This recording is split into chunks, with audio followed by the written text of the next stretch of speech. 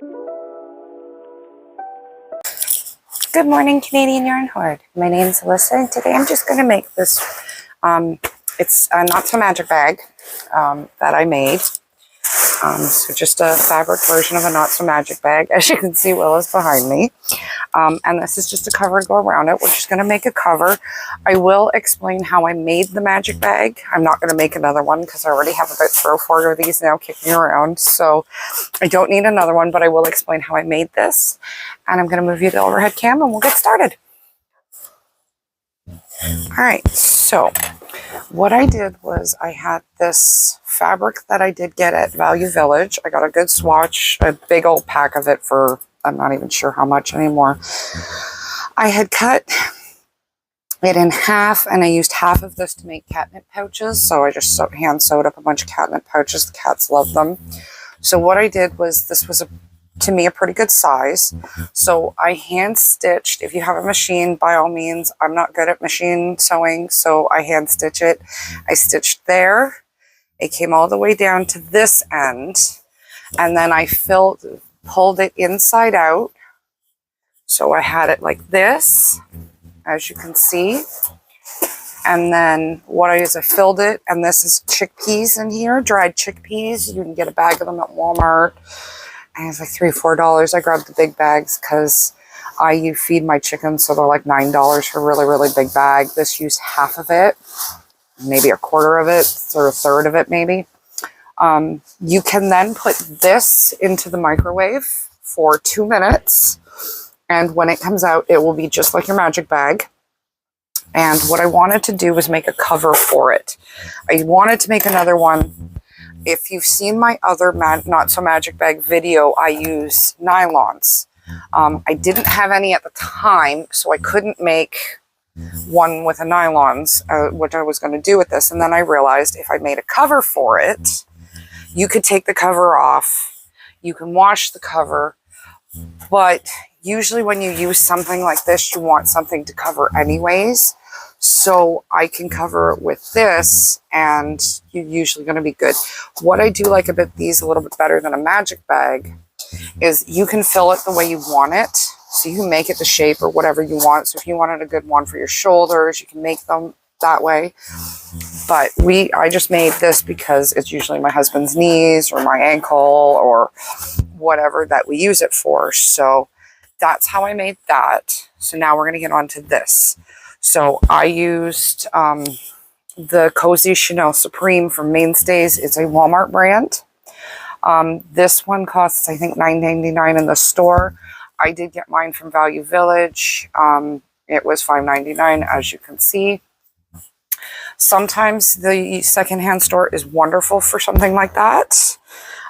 Sometimes I have noticed lately that they are getting a little expensive with their yarn. They're now selling the balls individually, as where they used to put them all in bags, and now they're just putting them all out and trying to individually get a price tag. So I think that's a little expensive. If I wanted to buy a yarn like that, I would go to the store and I would buy it brand new.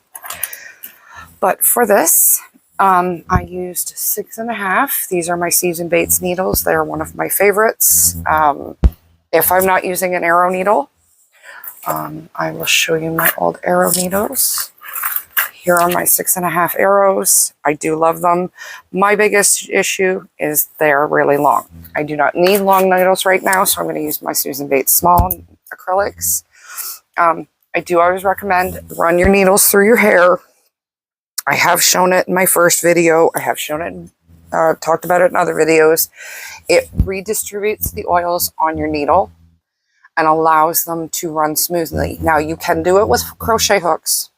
I do not find it has any impact on a crochet hook unless it's wood. If it's wood, you will find a big difference in how it works. Wooden hooks are so much better if you run the oils in your hair. It works really, really nicely. Now, for this, I do want to leave a bit of a tail because you are going to have to sew up 2 sides. You're going to leave the 3rd side open, but you are going to sew up 2 of them. Now, you can put a flap on it. You can put a zipper on it. I didn't want to do that because I find that if you are in pain, the last thing you want is to have a bulky zipper or something here. So that's why I single crocheted around this end and left it a little bit more of a tight end. So when you put it in, it'll have a harder time coming out. So what we're going to do is we're going to cast on 27 stitches. 2, 3, 4, 5, 6, 7, 8, 9, 10, 11, 12, 13, 14, 15, 16, 17, 18, 19, 20, 21, 2, 3, 4, 5, 26, and then 27 gets looped around the needle. Now, I do that because A, you will get a much nicer cast on row. It gives it a little more elasticity. It isn't nowhere near as tight. There are many different ways to do it. You could use both of them and then cast on.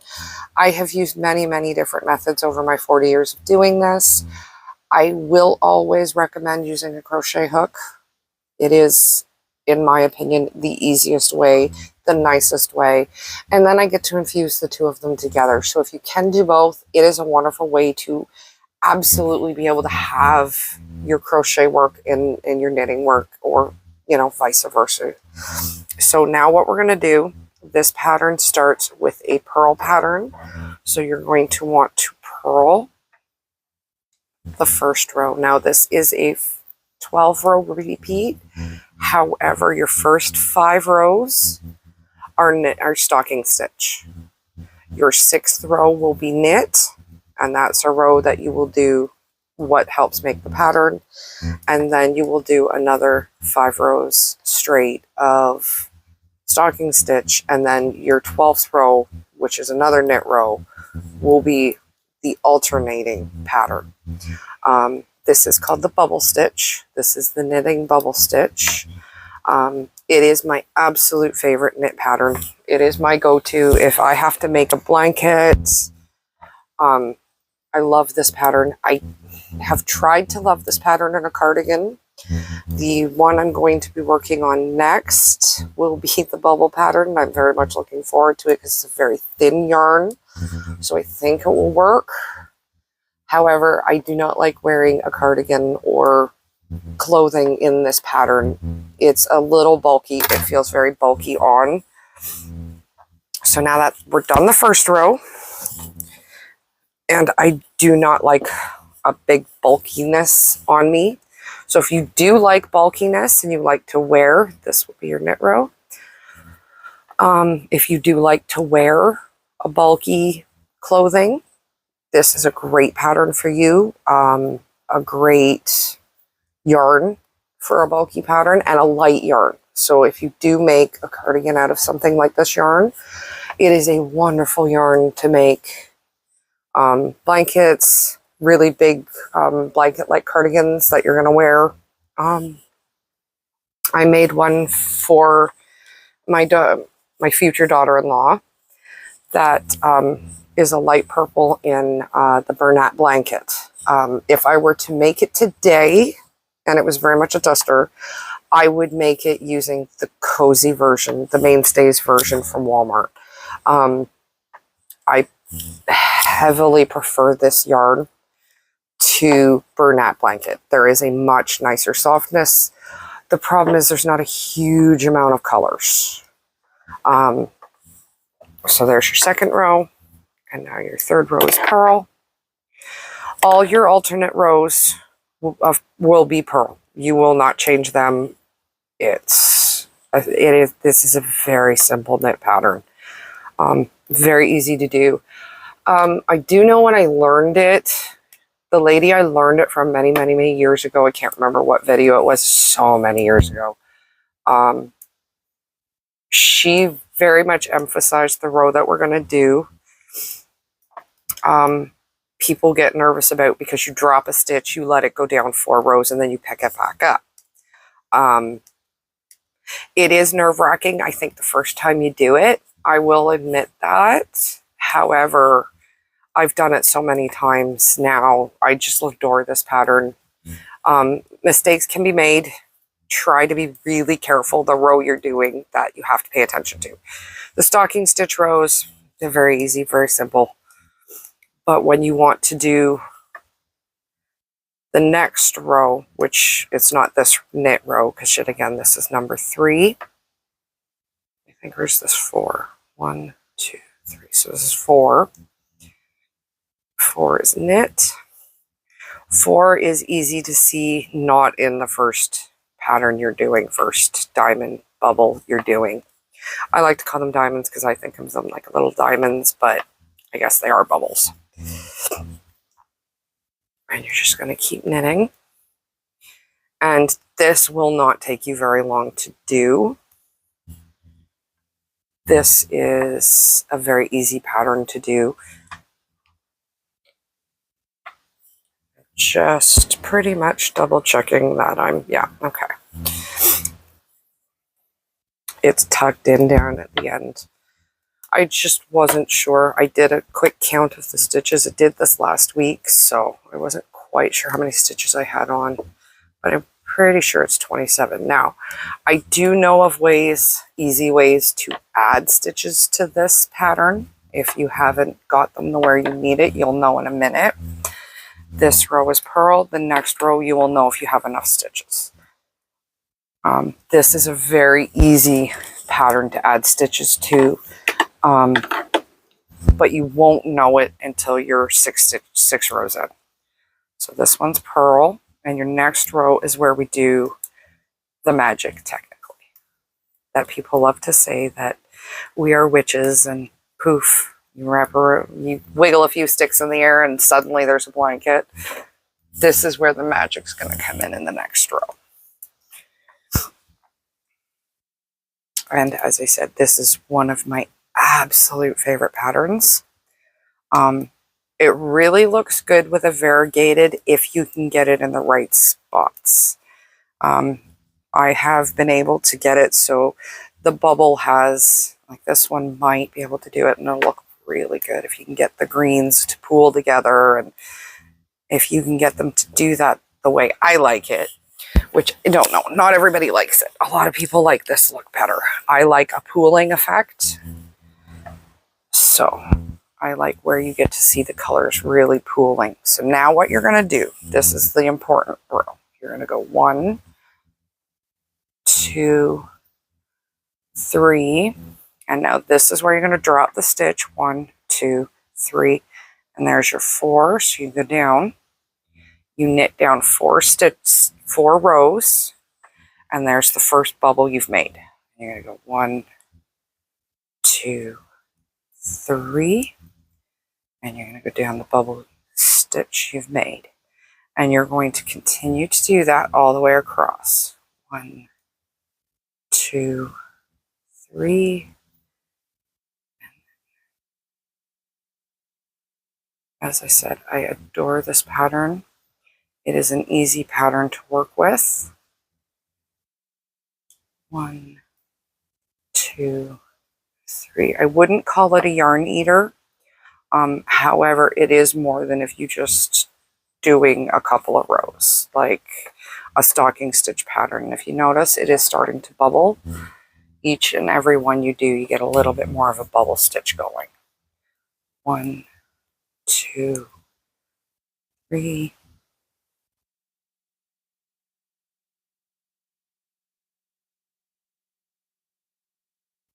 2, 3. Okay, so I needed 28 stitches, but I will show you what I do. So 1, 2, 3. Now, because I should have one increase here and I don't, what I'm going to do is just go down, put my needle down below with it, and knit up.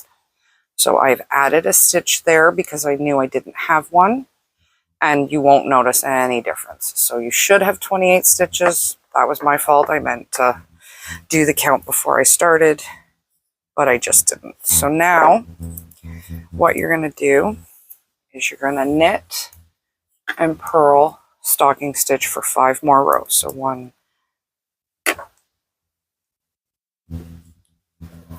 just trying to keep my needle from smacking into the table and making a lot of noise with the cover.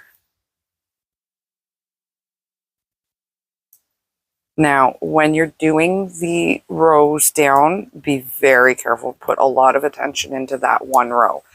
If you're like me and you've been doing it any length of time, you will fly through this pattern.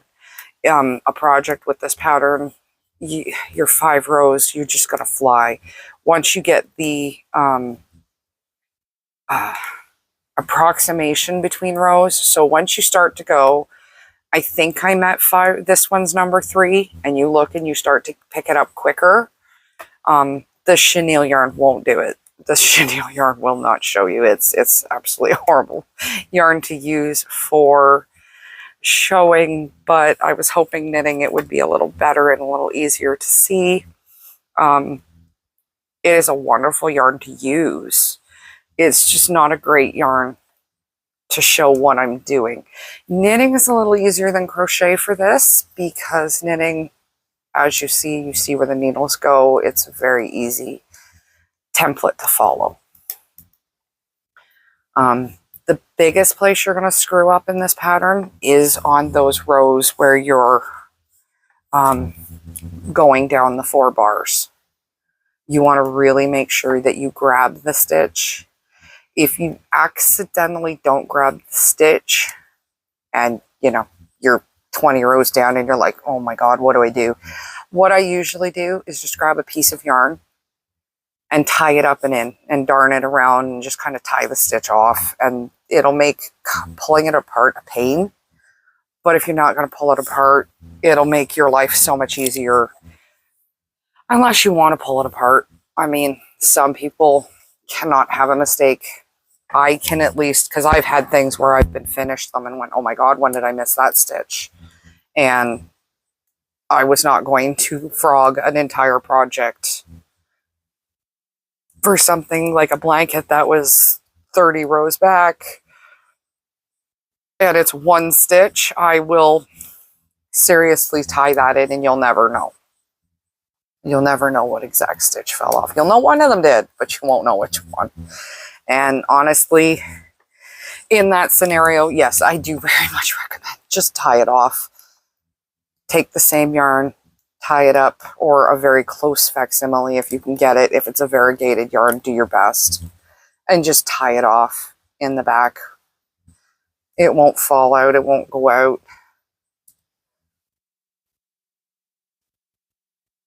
But that is a concern with this particular pattern. Oh goodness, I have not got enough out of this ball to make it smooth yet. So as I said, that's 2. This one's 3. So you're just going to knit. Or I guess, no, not 3. So I think this is 9.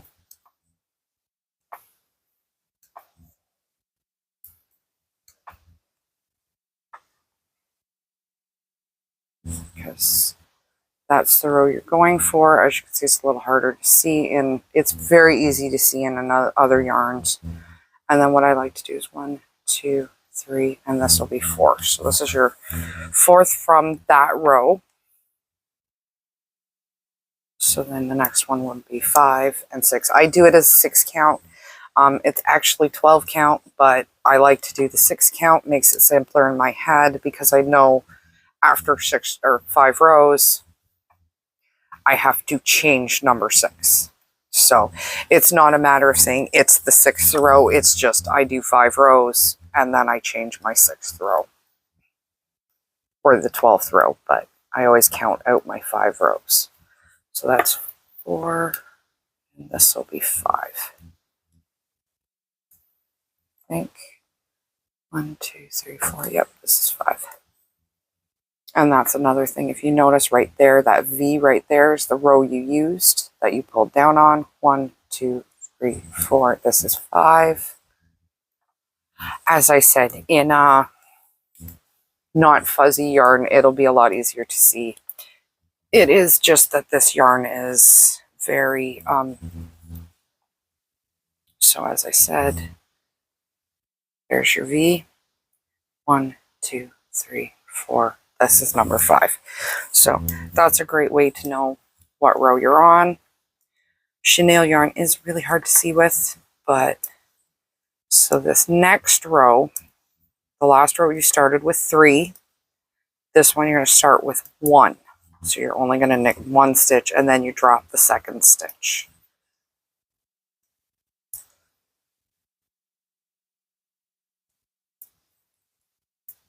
Just keep going. So now, as I said, you've got 1, 1, 2, 3, 4. Grab the U, the loop, and then knit back with it. Now I like to then pull that in, since that's where the loop was, that's where you've stitched. That's the part I grab in and just make it feel where it should be. And then 1, 2, 3, and there's the next one.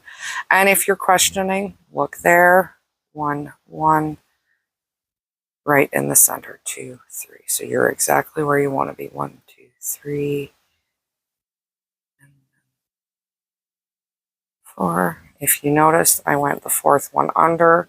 I just didn't pull the bar out. That is something I do because I've done it for so long.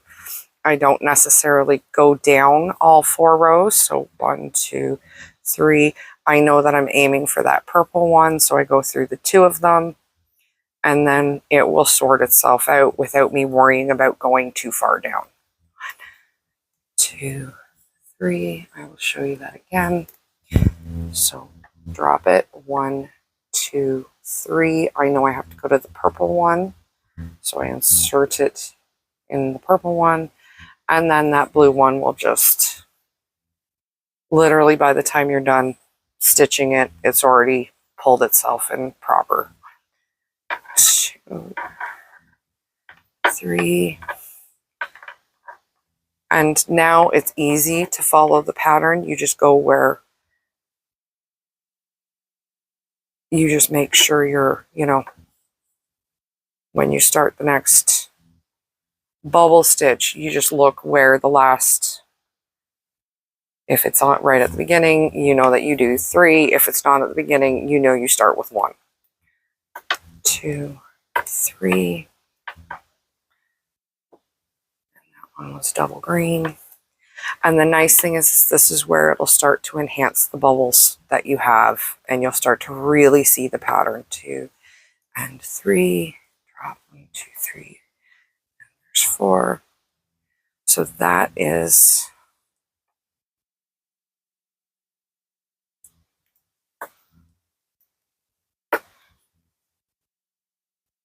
it's supposed to be 2. It should have only been 1. And I'm not going to cast off. I will see where we're at in the next row. Actually, there, because I know it's supposed to only be 1. I've done this many times. So that is your pattern. I will come back when I've got, let me just measure it out.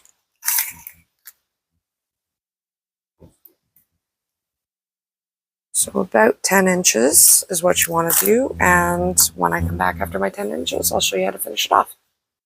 Okay, so I have my 10 inches, as you can see. What I like to do is, if you notice, that's my last actual, that's row 12. And then I purl and I knit 1 row and I finish it on the knit row. And the reason I do that is because I like to finish it with the right side facing for crochet. And because I crochet left-handed, as you can see, I tend to go this way across the needles. So because of that, I tend to like where this finishes. I like the look. It has a very similar look to where you start, because there is always a row or two between that first bubble stitch on the other end, on your cast on end. So as I said, so we're just going to cast off. And yes, I do like to do that with a crochet hook as well, just so I have a nice stretchy border, nice and loose, not too tight. And you can just see how the stitches just ease up right there. If you just look, you get a nice big, your stitches fully stretch out as if they did if you were continuing knitting. So there's no tightness in that cast off edge, where I know if I'd cast off, I know it's a tight edge. So what I'm going to do though, is, as I said, I'm going to crochet up along the edge, because I am capable of crocheting as I am knitting. So for me, what I like to do is, after I finish this row, I'm just going to push them forward, grab a bit more yarn.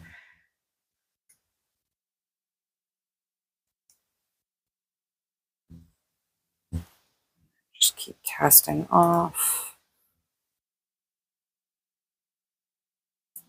And then I'm going to fold it in half.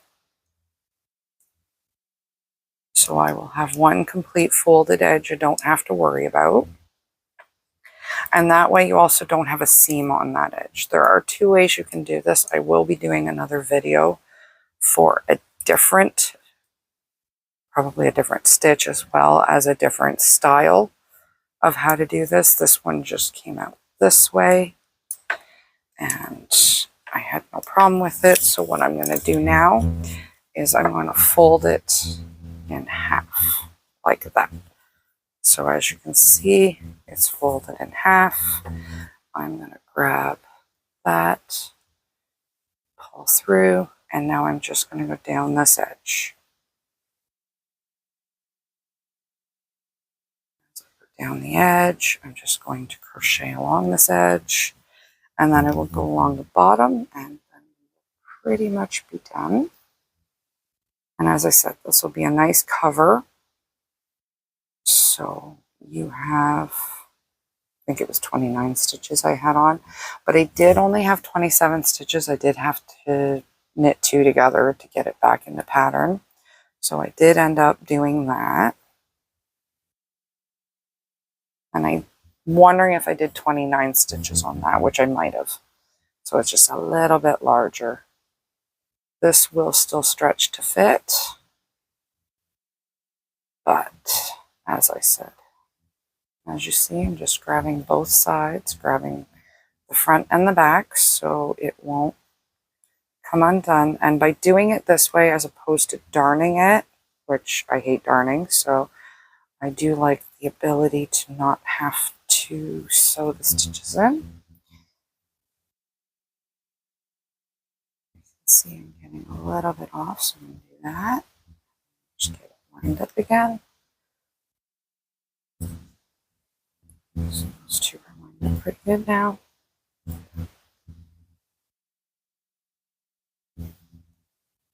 And you're just going to keep going down this section, and then you're going to go down the side.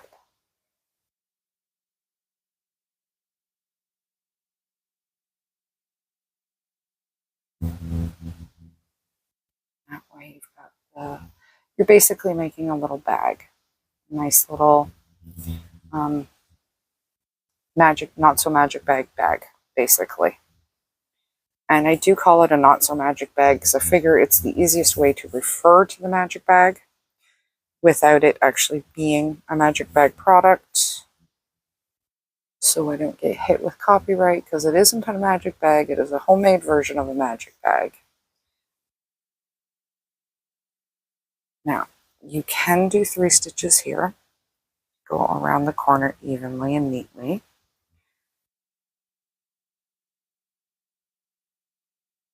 And then you're just going to grab the front and the back stitches on the bottom.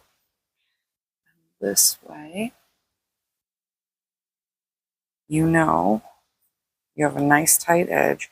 However, the drawback to this is if this one thread gets, their yarn thread gets cut, it will come undone. You'll have to darn it up.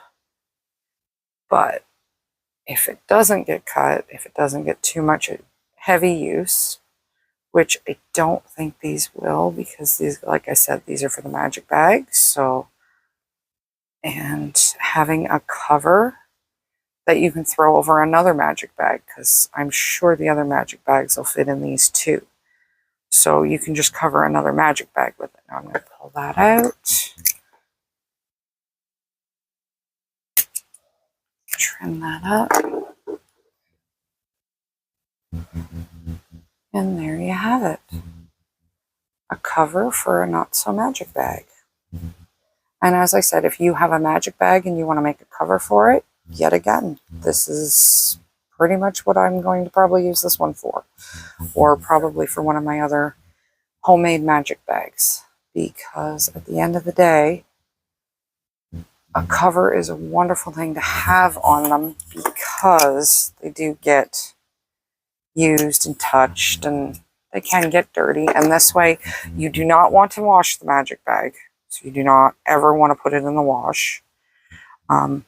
So this way, if you don't want to have the magic bag that I made the other way, I don't have it up here, I don't have one up here, so I made a not so magic bag. I'm sure if I haven't got it out before this video, it'll come out around the same time. And it, as I said, is, I use nylon, sewed up the nylon. I show the whole process. One problem with the chenille yarn when it goes, it can be a pain. As you see, I'm losing a little bit right there. And the best way to stop that, honestly, is to trim it. See? That's how you stop that. And just want to pick up the little fuzzies that come off because it's, the yarn has been pulled in the way you didn't want it. However, there you have it. There's the Not So Magic bag cover. There's the two of them. I do hope to earn your like and subscription. If I haven't said it earlier, I don't know if I have. I do hope to earn your like and subscription. If you are a returning viewer, thank you very much. I really do appreciate you coming back. If you're a new viewer, thank you very much. I appreciate you checking me out. I would love to hear in the questions, comments, or concerns below what you like to do, what you like to make, what you like to watch. If you have a channel and you'd like to check it out, by all means. Sorry. I would love any of that. I hope to see you again, and I hope you have a wonderful day. Bye. So I just wanted to add, showing how I just put it in, just in case you were unaware. Oops, sorry. So you just kind of push the magic bag in. You get it all in there. Just try to get it into the bottom, and as you can see, there you go. There's your full magic bag, and I hope you have a wonderful day. Bye.